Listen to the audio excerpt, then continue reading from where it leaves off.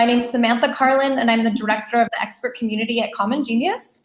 CommonGenius is a platform to find mentors or experts on lots of different topics to help you accelerate your careers, build your businesses, or get expert advice.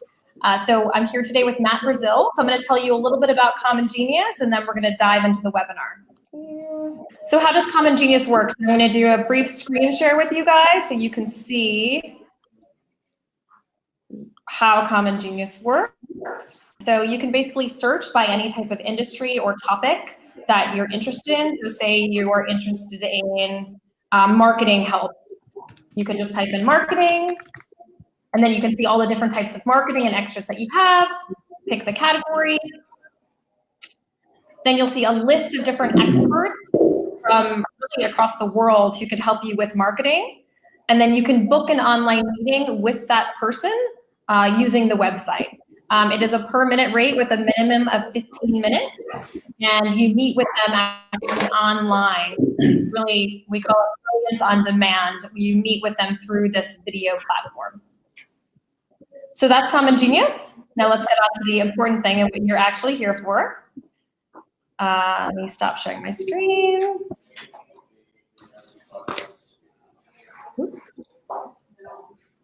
Yeah. Okay. So I'm proud to introduce Matt Brazil. Matt Brazil is personally one of my favorite and most interesting experts. Really incredibly interesting background. He's a non-resident fellow at the Jamestown Foundation, and he worked in Asia for over 20 years as a U.S. Army officer, a diplomat, and a corporate security manager. So he really knows his stuff. He now runs Madera Security Consulting out of San Jose, California, and he specializes in giving advice to Silicon Valley companies who are doing business in Asia.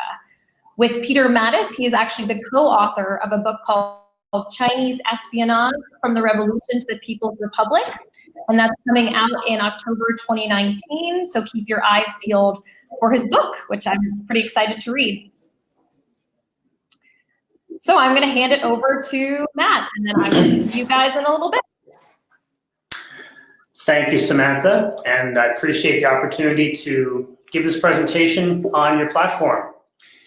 Good morning and good afternoon.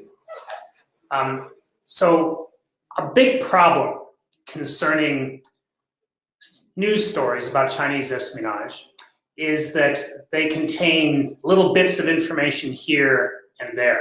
And they tend to focus on the dark and the dreary and on individual cases without giving any sort of overview of the organizations.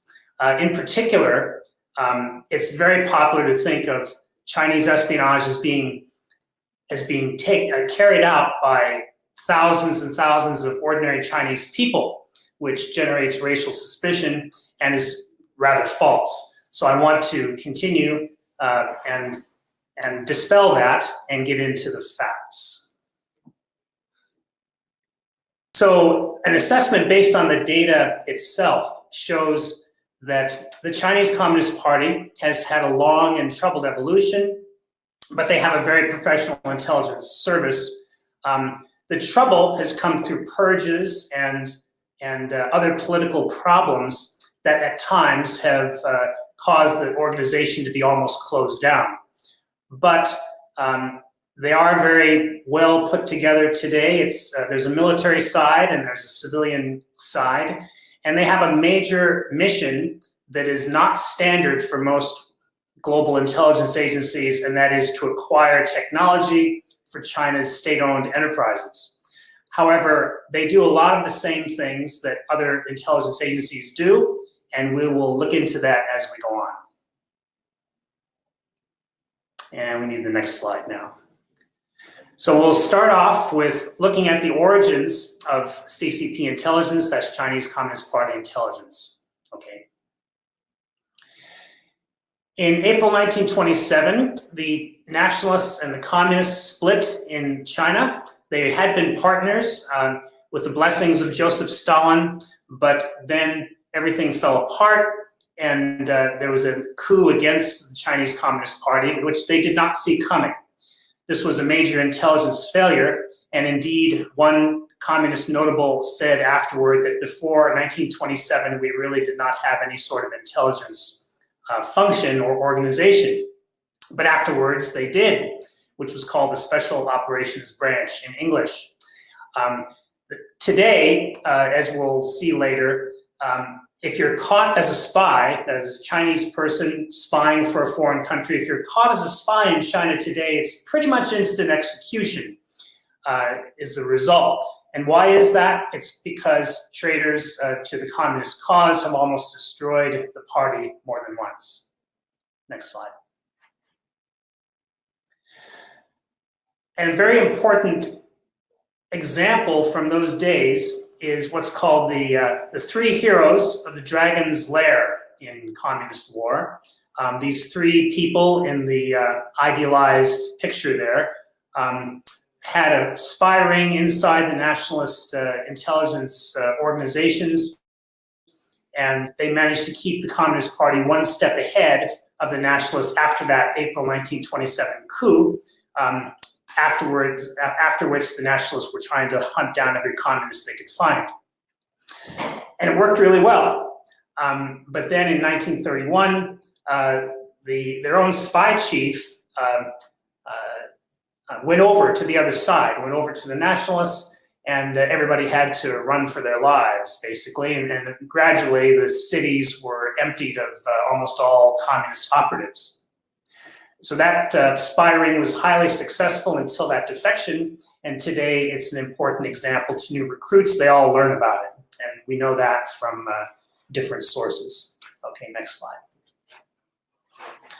So during the following period, leading up to the Japanese invasion of China,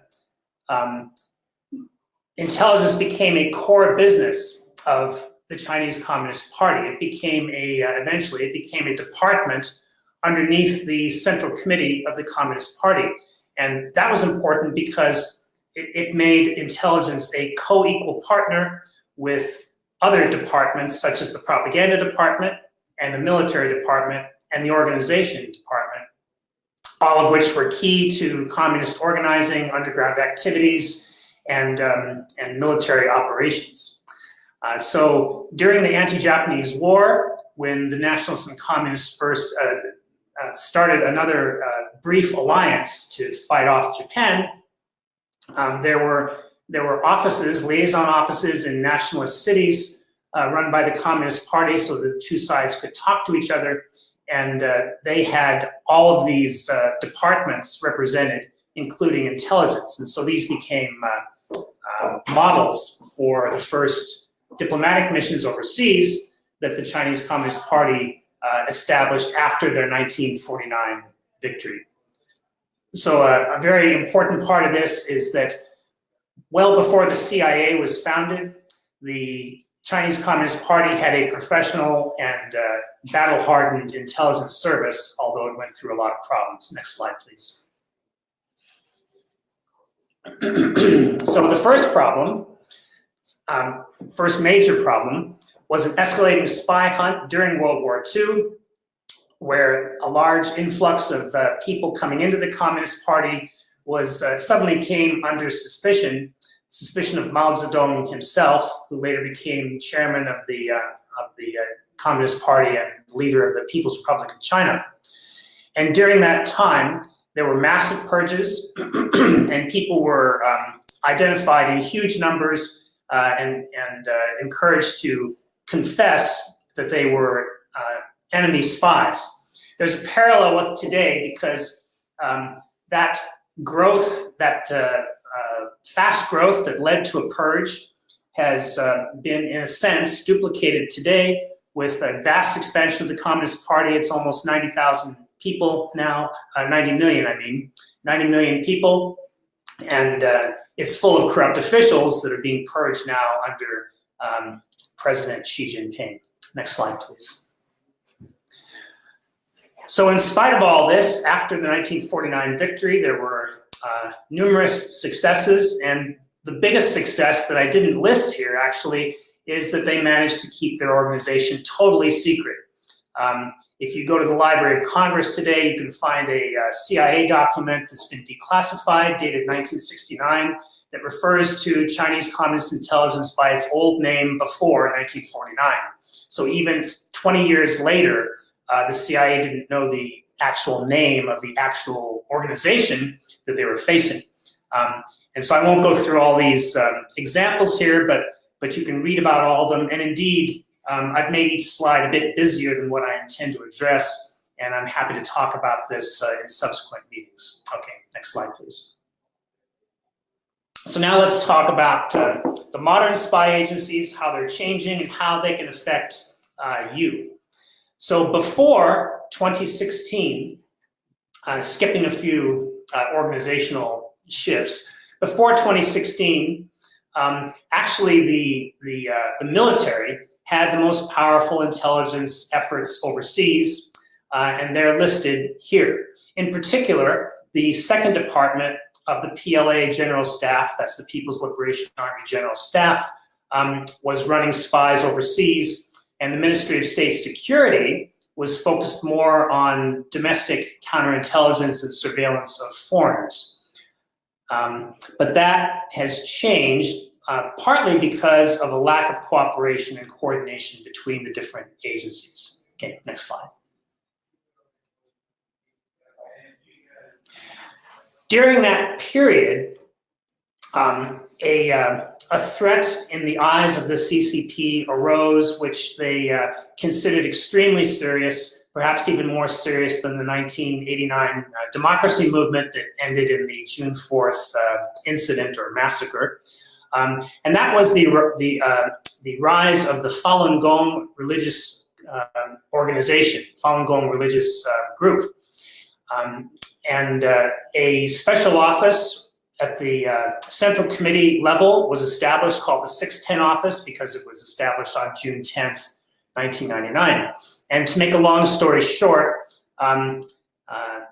direction from the top compelled all the intelligence and police agencies to come together into this office and liaise with each other in order to suppress that religious group. And they also suppressed other religious groups as well.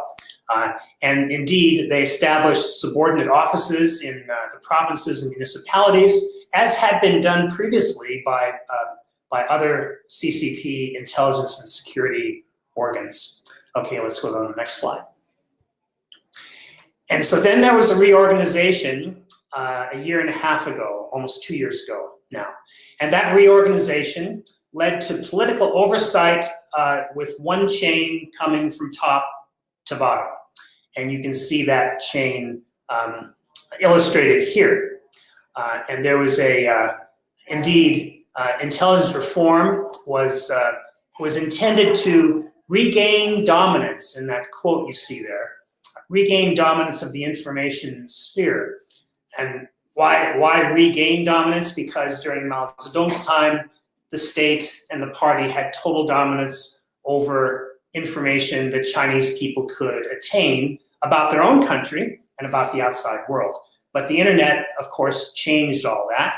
And the Chinese Communist Party has been very successful in controlling the internet to the extent that any country is able to do so. Okay, next slide, please.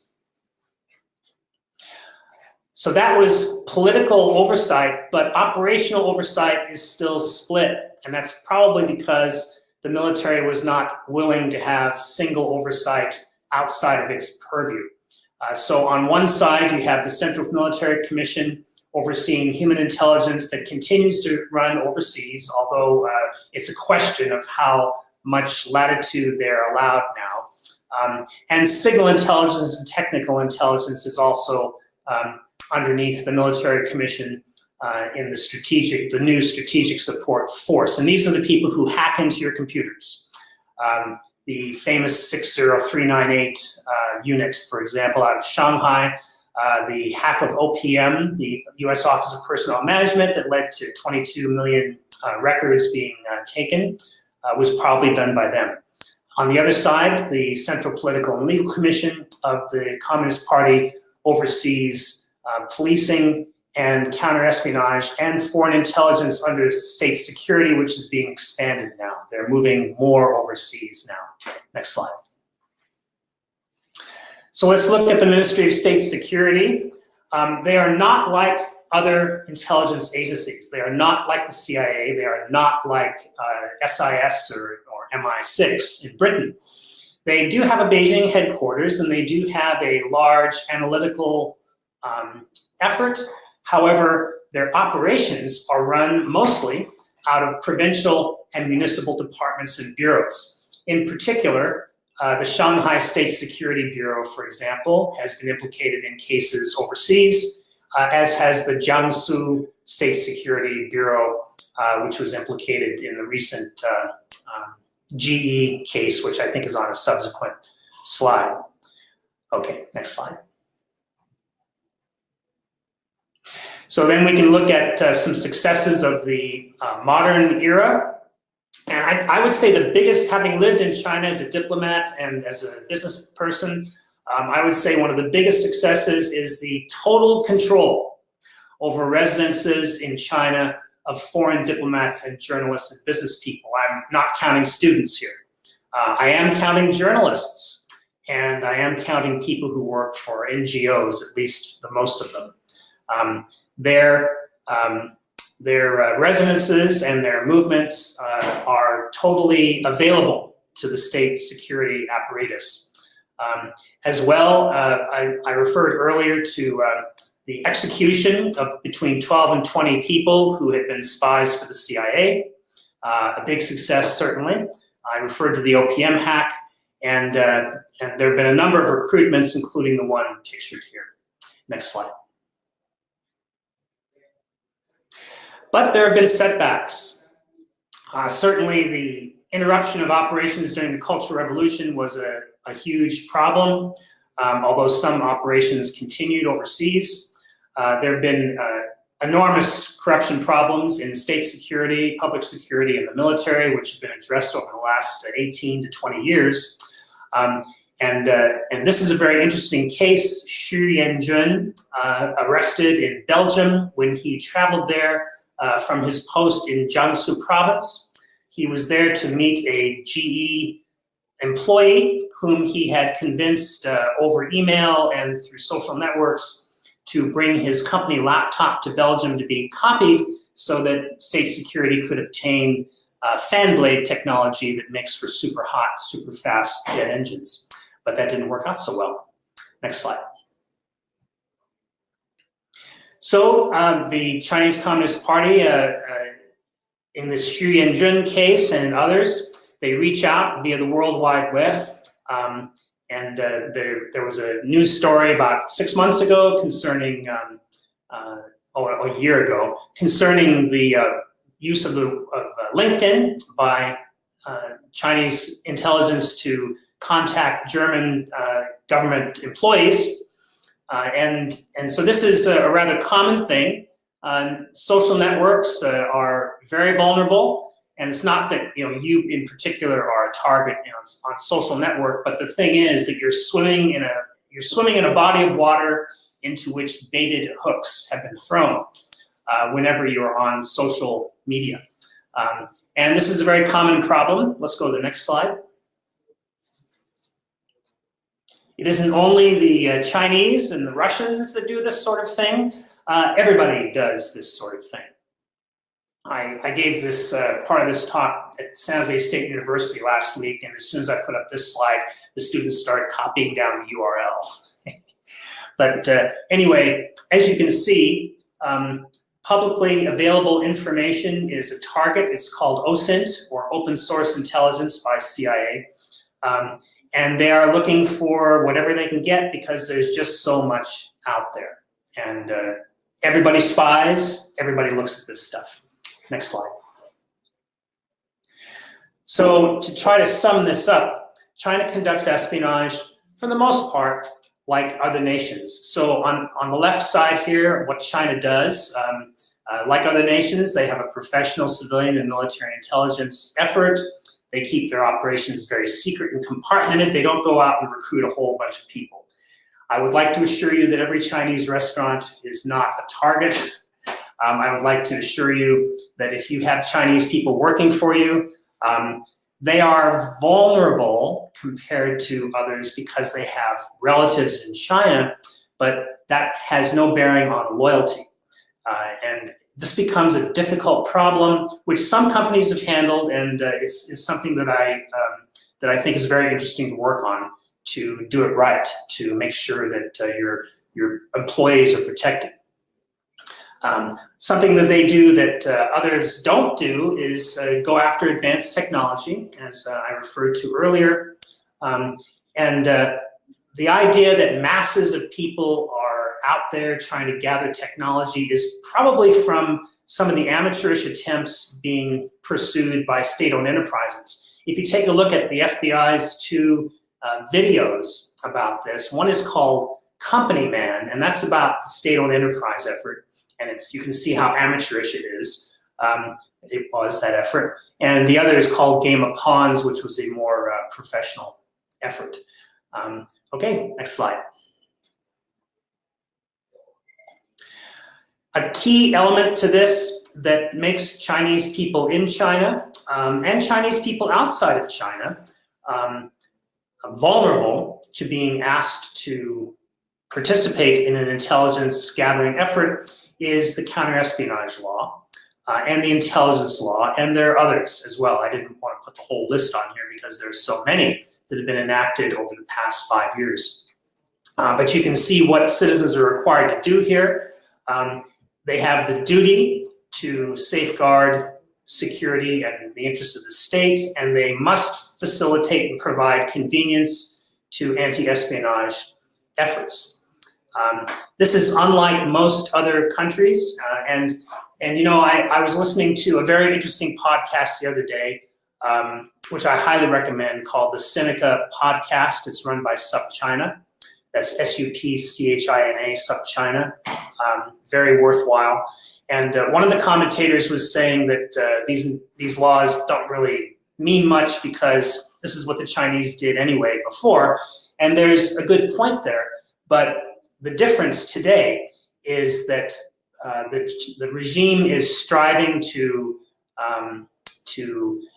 administer these efforts according to laws, and so that's why they've established these laws. Number one, to have a law to back up all efforts, so it doesn't seem arbitrary. Number two, to standardize these efforts so that individual officials in different places don't go off the reservation, so to speak, and begin to do things that are beyond what the central leadership wants. Okay, next slide. These recent laws and regulations are not out there because the CCP is a nasty organization or anything like that. It's a reaction to real problems, some of which we've already alluded to. The fact of the matter is that China spies on other countries and other countries spy on China. Why do other countries spy on China? It's because the country is becoming more powerful, because they're far more significant on the world stage than they've ever been before in recent history. And it's because China is a major economic player as well as becoming a major political influence throughout the world. And of course, other countries want to know what's going on. And finally, of course, the Chinese communist regime is very opaque. They are very secretive. And so this creates a demand, you might say, for secret information. Next slide. Both the United States and China make public their efforts to fight espionage from the other side, as well as do Britain, as does France, and so on. There have been a number of these cases in China recently, and the latest here is from a Chinese website. It's a government-sponsored website, government-sponsored news website that shows the details of the capture of a person accused of spying for the opposition regime on Taiwan. Okay, next slide. So now let's wrap it up and talk about what this means for people in China and abroad. Okay. First of all, if you are running a business in China and you don't have a Communist Party branch in your business, it's probably because you think you don't have a Communist Party branch in your business. There's been a significant effort to expand CCP branches in businesses over the past 5 years. Typically in the past, they've confined themselves to welfare and propaganda activities to make sure all the members have read the latest writings of Xi Jinping, for example. But now they're becoming much more common and active, they provide, by default, a platform for acquiring intellectual property. Next slide. As well, there's been a curious expansion of the legal ability to acquire listening devices and video devices in China. Up until about 2010, it was impossible to find this kind of equipment in China to spy on a hotel room or whatever. You had to go to Hong Kong. And there was a place in Hong Kong everybody who visited from China went to buy this stuff in Tsimsha.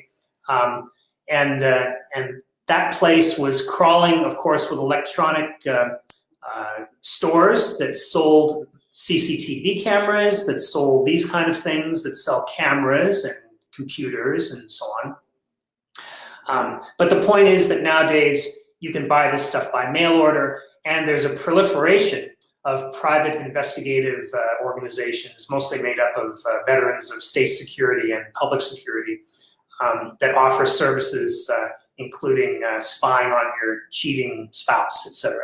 Okay, next slide. So this is a very important slide, which I don't want to go over the whole thing, but it's important to understand that the way that the Chinese Communist Party views foreign activity is very different from the way foreign activity is viewed, for example, here. The United States is a country of immigrants. We've had our problems recently that I won't get into, but in general, there's an acceptance of immigration and an acceptance of having foreigners here. And indeed, the per capita, the number of foreigners on US soil far exceeds the number of foreigners on Chinese soil. However, we are at a historical zenith of numbers of foreigners in China. And the last time there were so many foreigners in China was just before the Sino-Japanese War. And so, if you're a communist official, you might be looking at these statistics and thinking, there's a problem here. And so the Communist Party looks very carefully at all foreigners. It doesn't mean they spy on them all. It just means that there's a baseline of surveillance on all foreigners, which you find out when you check into a hotel in China and they copy your passport and they send it over to the local public security bureau, something that we wouldn't have here. So as you can see in this list, a number of people have run afoul of Chinese authority simply by being in the wrong place at the wrong time, or doing things like religious proselytizing that they could do normally in their own countries. So these are things you should avoid to avoid trouble, and I can talk more about that in the subsequent appointment. Okay, next slide. And this, I was getting a little bit ahead of myself. You can see here that rise in number of foreigners on Chinese soil just before 1937, when the Sino-Japanese War, the second one, broke out, that led into World War II. And then afterward, of course, there weren't that many. They were mostly Russians. They were there for government-to-government exchange reasons. And then in the 2000s, after the 90s, after the opening up, the economic opening in China, the number of foreigners rose quite rapidly. And you can see that it's tapered off just a bit, but it's still at a historical high. Next slide. So this is another important slide for all organizations that are sending people to China. And indeed, who are sent, whether they're expats being sent there to live and work, or whether they are business travelers. Make certain that your organization is fully compliant with PRC law. Get yourself, not only engage your legal team to engage a local Chinese lawyer of high repute, because if you don't, you won't really have visibility on your potential exposure to violating Chinese law. In the past, local managers in China have been very hot on the idea that we have relations with the local authorities and we can smooth over any problems.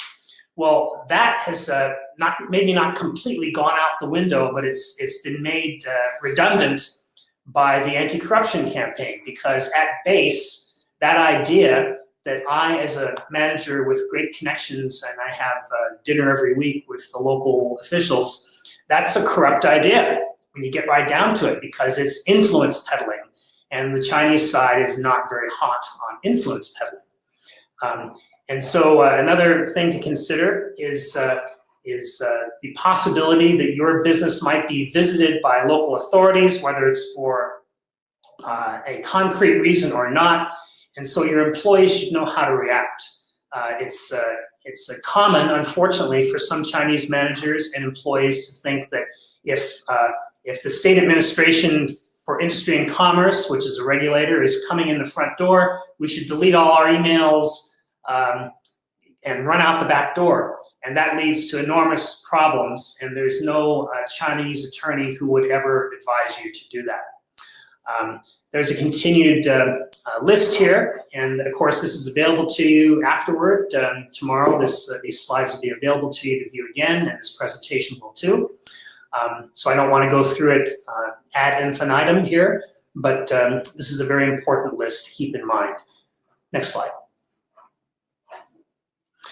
And finally, to wrap this up, the latest very interesting information that started off on zdnet.com and has been picked up by news agencies has to do with the Chinese company SenseNets, which is probably a Ministry of Public Security contractor.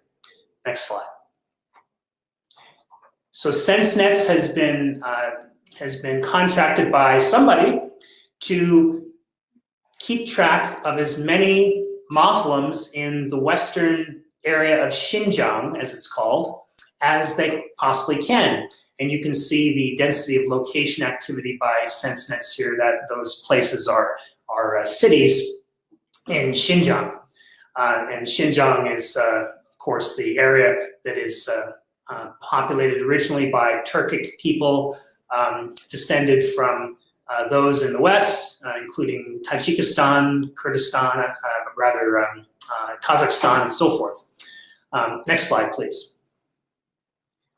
And so using a combination of closed-circuit TV, facial recognition, financial transactions, and of course, cell phone location information, it's possible with the SenseNets tool to keep track of people down to the building where they are doing whatever they're doing, whether it's having a cup of tea or doing a credit card transaction or doing something else. And by the way, in case you didn't know, cash is increasingly less used in China nowadays. People use the WeChat app to pay for a lot of things. And indeed, if you go to a vegetable market in a city in China today, everybody who's selling vegetables in that market, the farmer's market, accepts WeChat. And most people use WeChat to pay for those things, to pay for meals, and so forth. So that, of course, means that there's an additional method of drilling down to a person's location and activities. So this is how that's happening.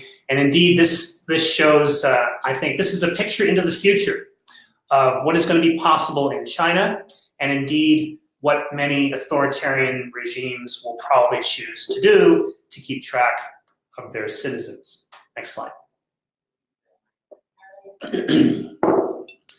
So what can I do for you? I'm schooled and experienced in doing risk assessments to measure exposure of intellectual property, and indeed to take steps to protect your Chinese employees who may be here on a green card working with you to develop your technology. And in my opinion, it's all about protection. It's not about persecuting people. It's our job, I think, as US companies to protect employees no matter where they're from. And your corporate security professionals will tell you that their job is all about protecting people and assets. And that's what I want to help you with. Part of that is to plan and assemble a good insider threat program. Indeed, a good insider threat program that is acceptable and indeed monitored and governed by HR, legal, and senior management is essential to making sure nowadays that your company is not being subjected to high risk of loss of intellectual property. Indeed, with the increasing use of the internet to grab things from companies, companies are becoming very savvy to that problem, and they're hiring cybersecurity professionals like crazy, like left and right. But something that's often left out when companies consider these problems is the people factor. The people factor. If somebody is after your intellectual property and they can't get into your computer network because you got the best cybersecurity jocks on earth, the next place they're going to turn if they really want your technology is your people. And that's why protecting your people from actual spying is a very important thing. I also do training for business travelers going abroad and expats bound for overseas assignments, as well as another area, which is cargo security to stem losses of high-value cargo. Next slide. As you can see, my ordinary charge is $120 an hour to talk with people, and we're offering a discount here over the next 24 hours. And you can, I think you can see a pop-up that has just come onto your screen. It's possible to just take the short route and press that button. Samantha. Hello, can everyone hear me?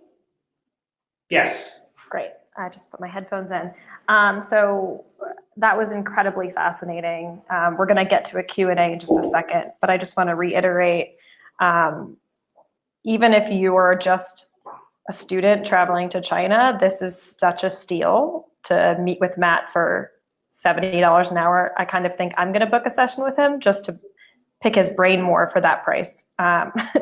So this offer is only for people who have attended this webinar. So again, you can click the buy now link, and then you want to enter the offer code MAT40, and that's going to take your price down by 40%. So I encourage you to book a meeting with Matt. If you're interested in doing a corporate training or bringing him to your company, you can also contact me, and we have a negotiated rate for you that's just for CommonGenius webinar attendees and members. So you'll be able to do this for the next 24 hours. Too much with that. So let's move into a Q&A. So I'm gonna just get the conversation started. So there was a great New York Times article that was from February 18th, and it talked about how Iran and China have stepped up spying during the Trump administration due to the removing Iran from, or pulling out of the Iran nuclear deal and all the tariffs that have been put onto China. So, you know, I'm wondering what your reaction is to that, Matt, and is that the case? And then there was a quote I wanted to share, which I think goes to this from the article. It says, "Cyber is one of the ways that adversaries can attack us and retaliate in effective and nasty ways that are well below the threshold of an armed attack or laws of war," says a former leader of counterintelligence. So thinking that we understand traditional warfare, how do we incorporate this into our kind of lexicon, and it seems there's no international law either regarding cyber warfare, whereas there is for international war crimes, for example. So it's a lot of questions wrapped into one, but I'm curious as to your response. Sure. So I think it's only natural that the advent of the Trump administration, which brought policies that were different from previous administrations, and indeed had great geopolitical significance that went along with them.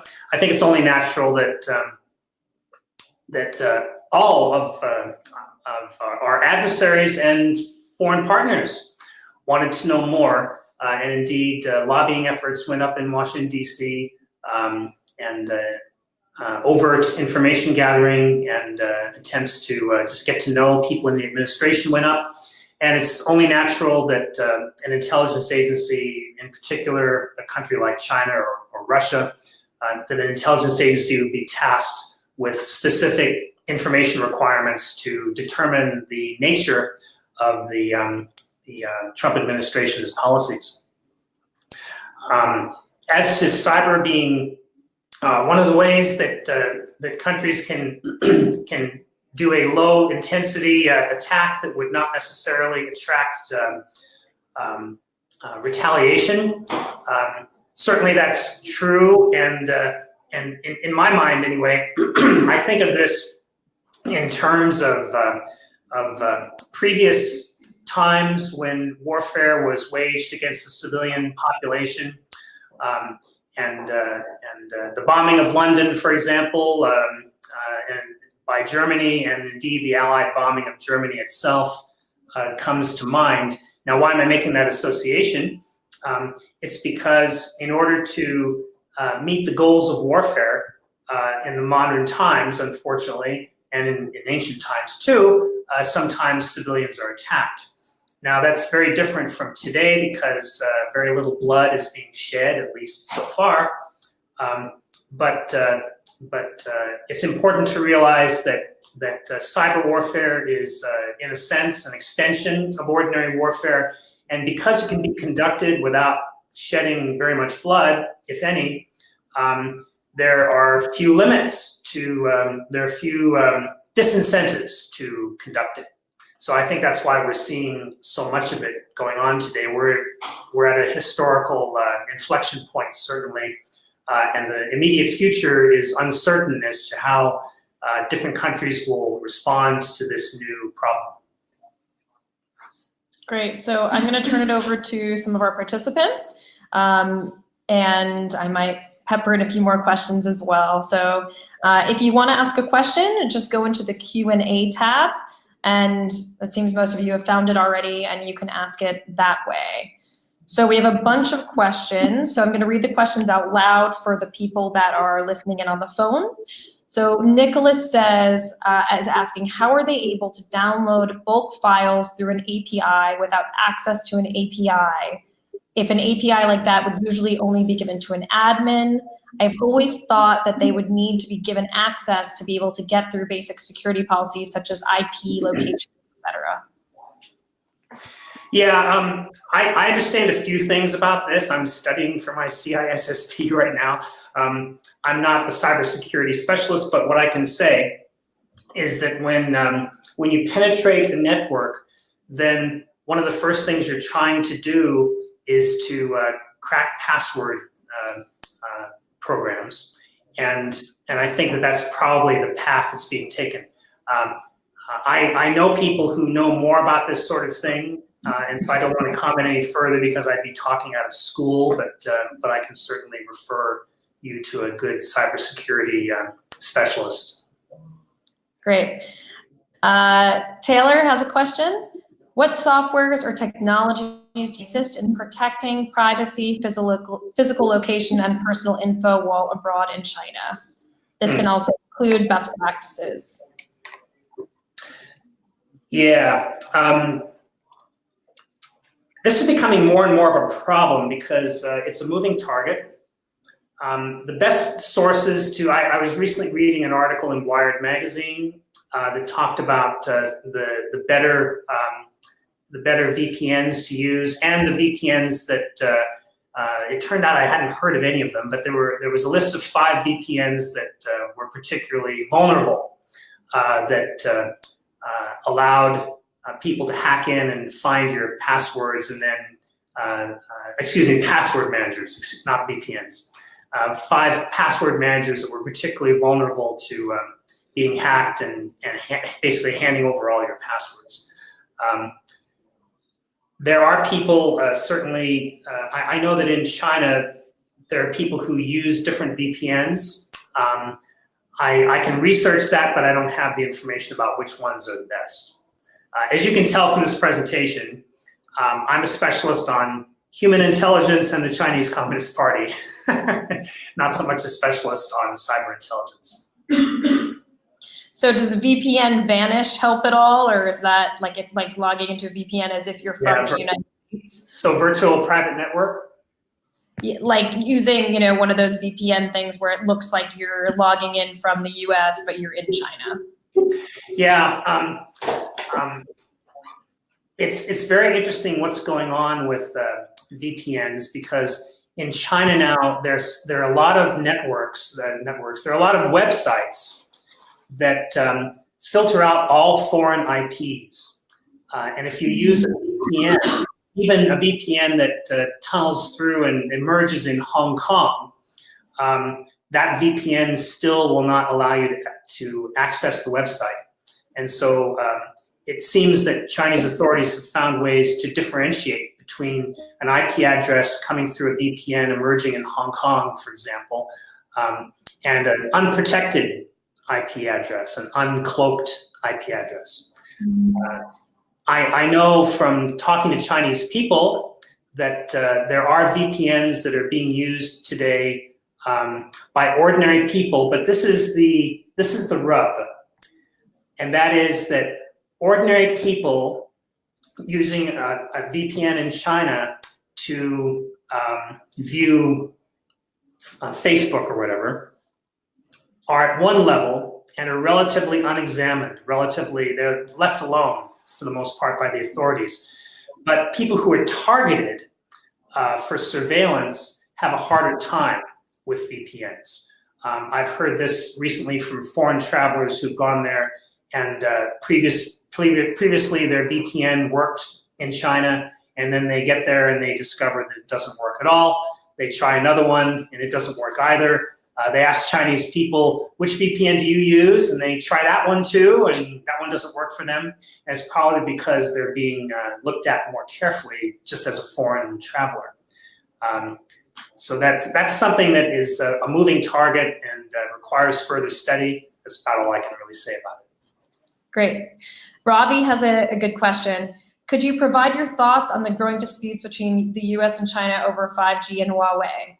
Some in the tech community argue that the US should approach this concern by working with Huawei so they can monitor and have access to their network, while the US intelligence community insists that the risks are too great and then US telecom networks should be kept entirely separate from the Chinese. Thank you, Ravi.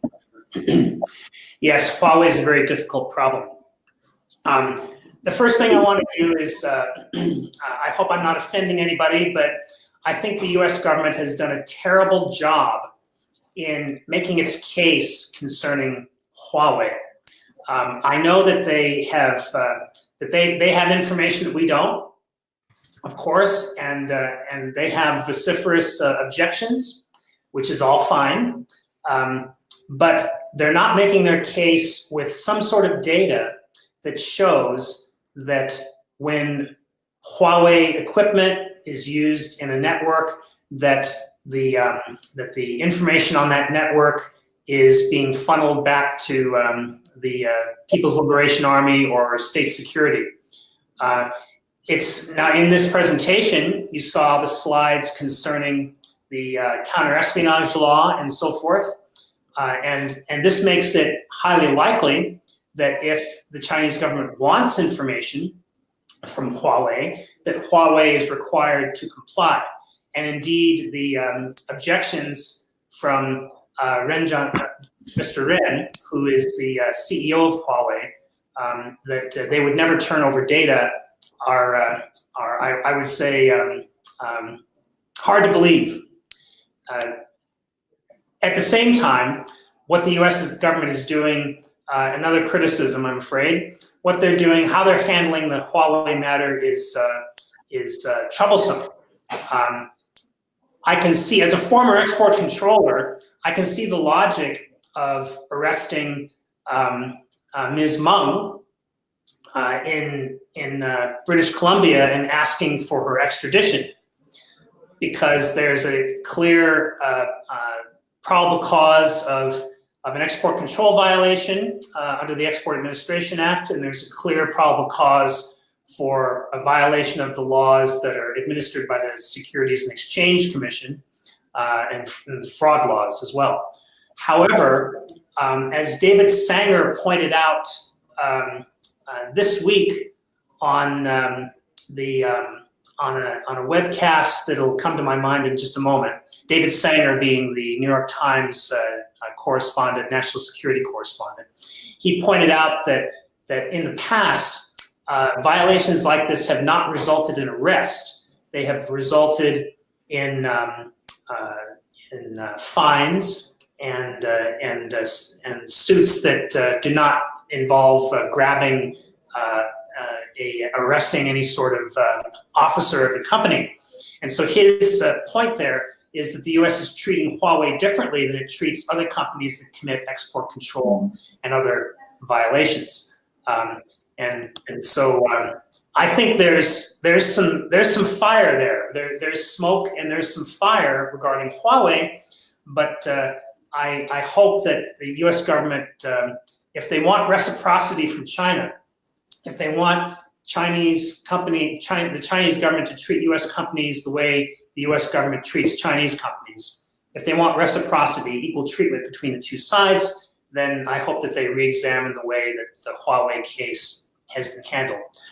Nonetheless, I would not buy a Huawei phone. So that leads to the next question, which is what other channels like WeChat may be compromised that we might use in China, like WhatsApp, or, well, we know we can't use Facebook. And does this also mean that we should also be careful in who we befriend? Be careful in what? Who we befriend. Oh, yeah. Yeah. I think that depends on your goal on social networks, who you befriend. If your goal on a social network is to get publicity for what you're writing or your business or whatever, then and you use your common sense, then I think befriending different people on social networks is not a problem. Now, there are probably a lot of cybersecurity people who would disagree with that. And so this is just my viewpoint. On the other hand, if your purpose to be on social networks is different than that, then you might be more careful about who you befriend. But the thing is that befriending somebody on a social network is sort of like just opening up yourself to receive emails. And what you do with an email when it comes in, do you click on all the attachments? No, you don't. You don't click on attachments if you don't know for sure that the source is a safe one. And so the thing to do is to be careful with your associations and to not do rash things when you're on social networks. Now, turning to the first part of the question, as far as what is vulnerable, everything's vulnerable, because the people who monitor this kind of activity in China have all access to everything. And we are talking about a state-sponsored effort.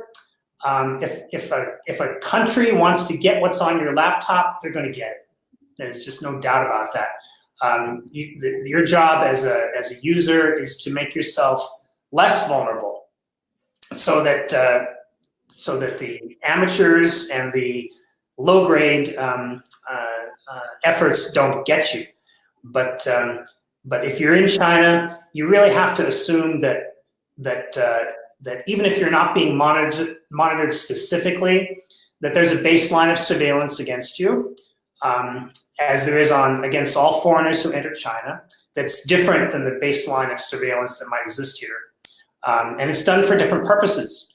And so you just have to be careful what you do. You have to behave yourself when you're in China. And Taylor, just also in terms of befriending people in person, I know that some of my colleagues in the U.S. Armed Services were targeted by Chinese honeypots. So women who will try to, hit on you and make you feel like they like you, and they're asking for your email address and can I be your Facebook friend and all that kind of stuff. So definitely something to watch out for. Chances are, I hate to say it, they don't really like you. They just want information. So this is our last question for the sake of time. I think it's a good one to end on as well. So it's Nicholas asking, saying this is a good seminar. Can you recommend ways to learn more about intelligence?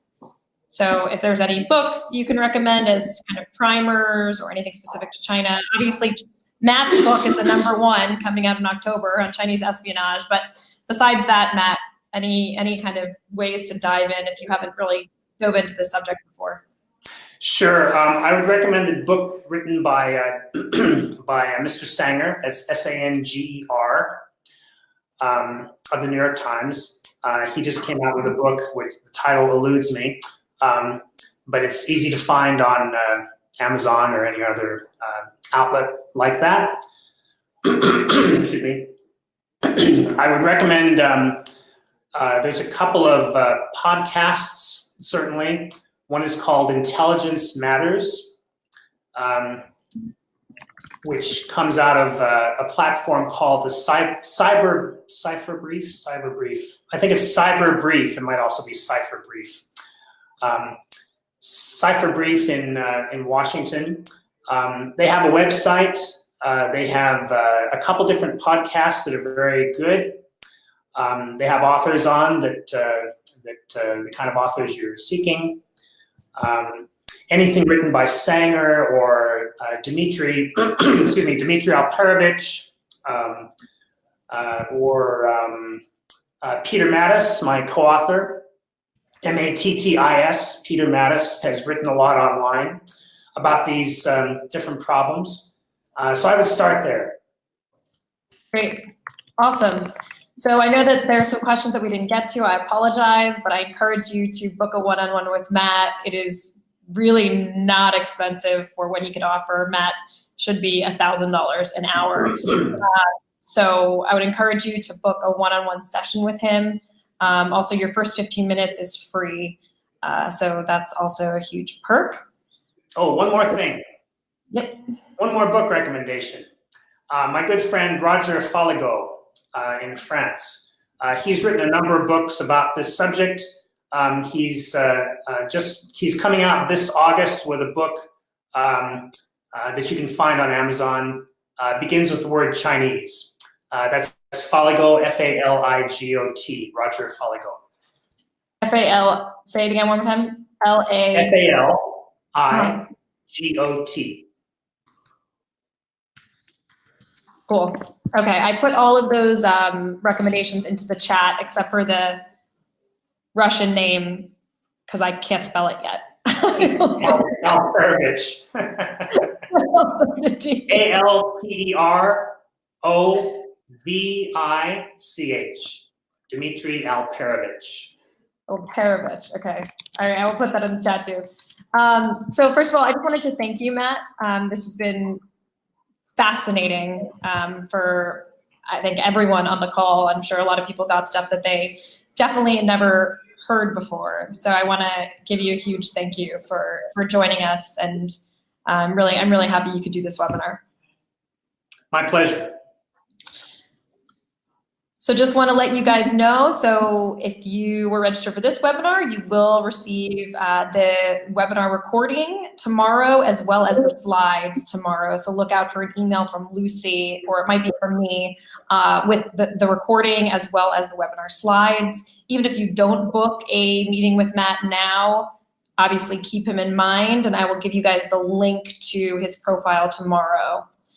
In terms of upcoming webinars that we have, March 26th, we have a webinar on benefit corporations from one of the leading experts on benefit corporations, looking at how to create money and meeting within a business. He's also awesome. On April 11th, we have Jillian Richardson, who founded something called the Lonely List, which runs events in New York where you're guaranteed to leave with a friend. She is talking about why companies should stop spending money on ads and invest in community building. And on April 24th, the Senior Director of Diversity and Inclusion at Northwestern Mutual, Allison Conkright-Angle, is gonna talk about transforming gender equity in male-dominated workplaces. So be sure to come to those now. The signups are not ready yet, but we'll be sending them out to you.